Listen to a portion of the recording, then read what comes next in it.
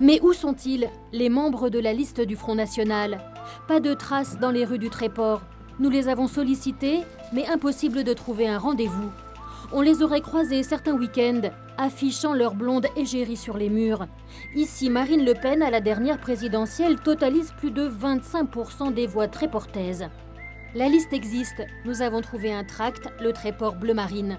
Elle est menée par Pierre-Étienne Lemaréchal, 23 ans, étudiant en BTS paysagiste à Vernon. Il dénonce le monopole du Parti communiste à la mairie du Tréport. Le PC tient la ville depuis 1977. Lors des municipales en 2001 et 2008, aucune liste ne s'est opposée à lui. Alors sur la forme de l'expression démocratique, le maire sortant prend la liste FN au sérieux.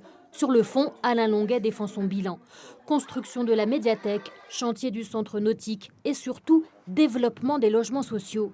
Quelques usines font vivre les habitants, mais ici la population n'est pas riche. On a un taux de chômage, si vous voulez, qui est celui de la moyenne. On est à 10,7, mais on a surtout une forte augmentation du RSA. Et ça c'est quelque chose qui m'inquiète. Et ce qui m'inquiète encore plus, si vous voulez, c'est que la moyenne des revenus sur le Tréport est une des plus basses du département. Blangy est plus bas que nous, mais nous, la moyenne, toutes ressources confondues, c'est 1 300 €. Alors bon, quand on nous dit qu'il faut arrêter de construire des HLM, comme nos adversaires mettent en avant, si on arrête de construire des HLM, ces gens-là, ils vont aller habiter où? La liste menée par Alain Longuet compte 12 membres du Parti socialiste.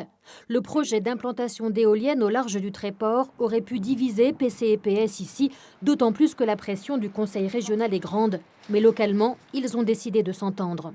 On ne peut pas laisser les marins du Tréport se laisser avoir dans un projet pareil.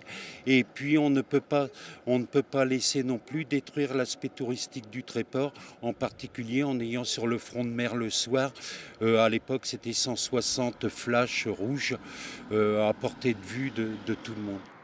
Un nouveau projet est en attente. PC et PS savent que lutter contre la volonté de l'État et de la région est difficile de plus en plus.